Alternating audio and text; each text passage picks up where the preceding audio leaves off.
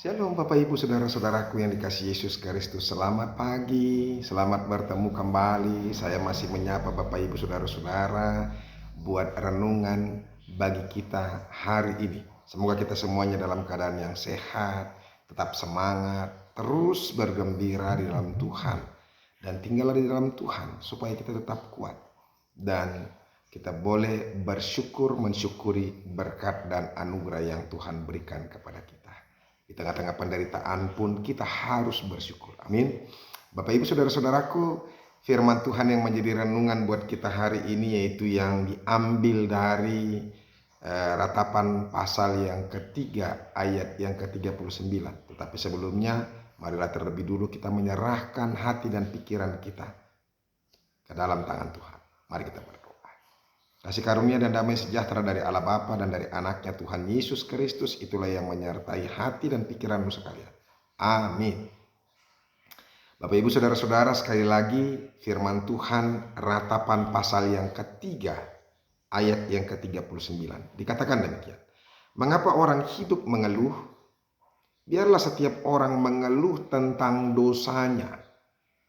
Demikianlah firman Tuhan.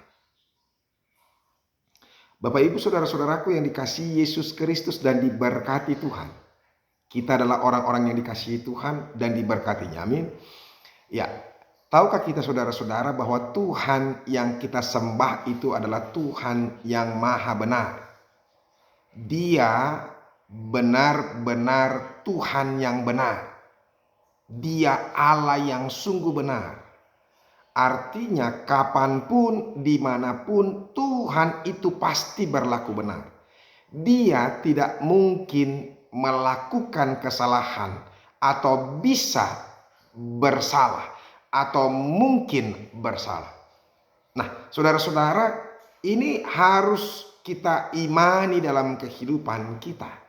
Supaya ketika apapun yang terjadi dalam hidup ini, kita benar-benar menyadari bahwa segala sesuatu yang terjadi bukanlah bagian daripada kesalahan Tuhan.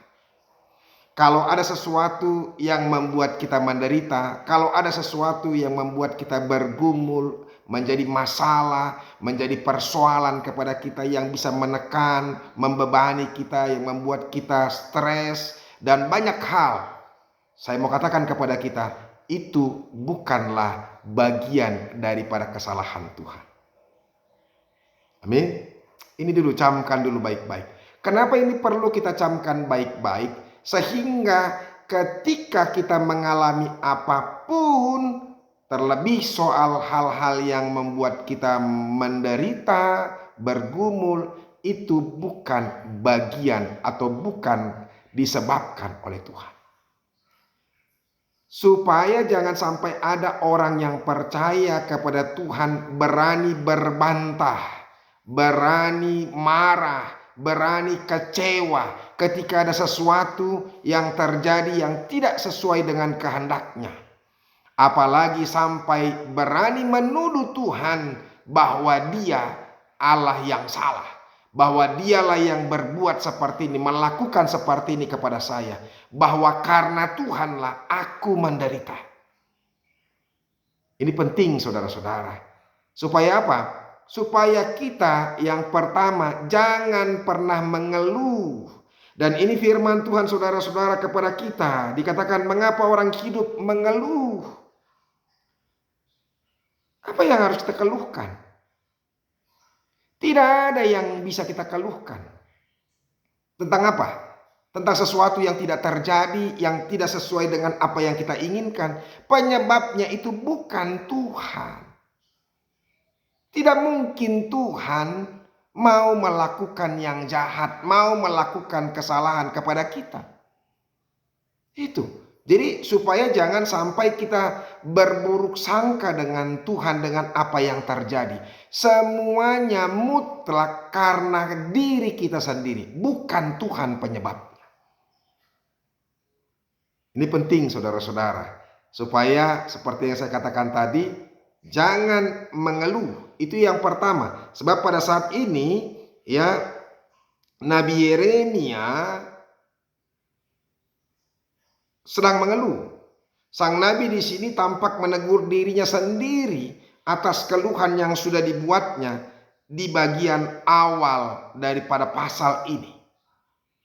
Yang di dalamnya dia tampak mencela Allah sebagai tidak baik dan keras. Nah, yang menjadi pertanyaan kepada kita, pantaskah aku marah? Dan layakkah aku resah? Layakkah aku menuduh Tuhan yang salah? Nah ini. Jadi oleh karena itu saudara-saudara, jangan mengeluh. Sebab ketika kita mengeluh, seakan-akan bahwa kita mau menyalahkan Tuhan. Padahal dari semula saya mau katakan bahwa Tuhan Allah itu adalah Allah yang maha benar.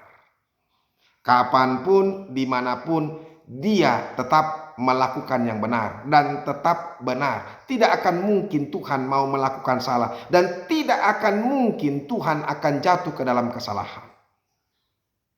Itu. Makanya jangan mengeluh, ya, dan apalagi jangan tergesa-gesa menyalahkan Tuhan.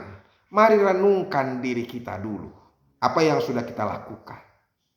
Itu yang pertama saudara-saudara. Jadi kalau kita camkan bahwa Allah itu maha benar dan dia tidak akan pernah salah, maka kita tidak akan pernah mengeluhkan Tuhan.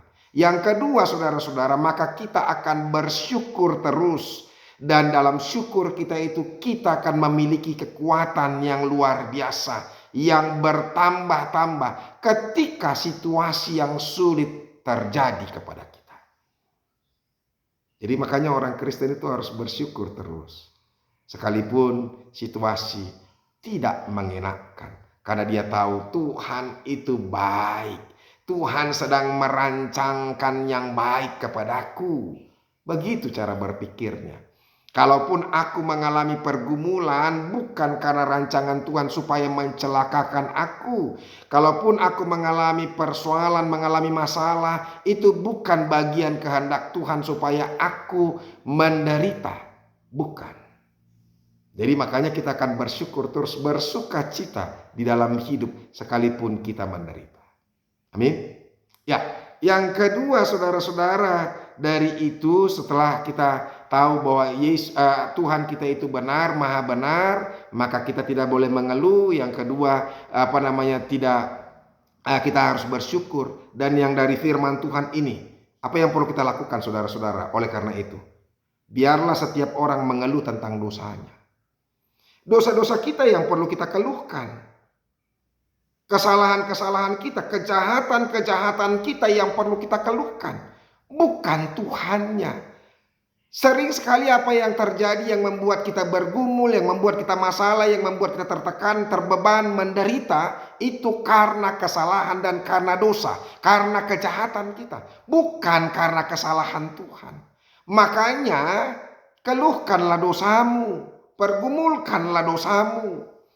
Kita adalah orang-orang yang berdosa, dan apa yang kita keluhkan adalah hukuman yang adil atas dosa-dosa kita. Artinya sebenarnya kita tidak layak untuk mengeluh di hadapan Tuhan.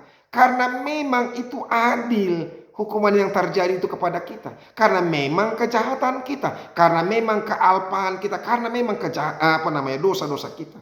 Bahkan hukuman itu jauh lebih kecil daripada yang pantas kita dapatkan.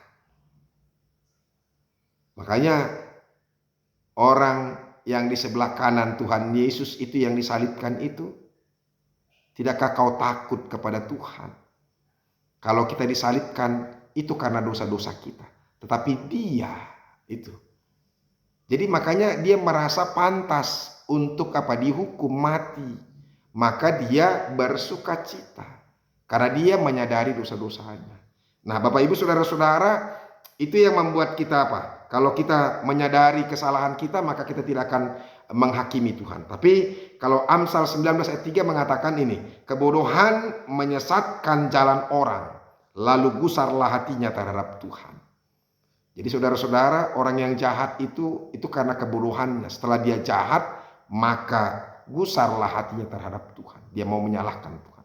Oleh karena itu Bapak Ibu saudara-saudara, jangan pernah menganggap bahwa Tuhan adalah melakukan kesalahan dalam kehidupan kita. Tuhan Yesus memberkati. Terima kasih Tuhan buat firman-Mu yang begitu indah. Kami diingatkan bahwa kami tidak perlu mengeluh, bahkan mungkin ketika kami menderita, karena biasanya, dan itu sudah pasti karena kesalahan-kesalahan dan kekurangan-kekurangan kami. Biarlah Tuhan yang meneguhkan kami, menguatkan kami terus dalam kehidupan kami ini. Tetap kami yakin bahwa Tuhan itu adalah Maha benar, tidak akan pernah salah. Terima kasih Yesus. Amin. Bapak Ibu Saudara-saudara, sudah dengarkan firman Tuhan. Tetaplah melangkah penuh dengan sukacita bahwa Tuhan kita adalah Tuhan yang Maha benar. Dia tidak akan pernah salah. Segala sesuatu yang terjadi itu karena kita. Bahkan kita harus mengeluh tentang dosa-dosa kita. Tuhan Yesus memberkati. Sampai ketemu besok. Salam.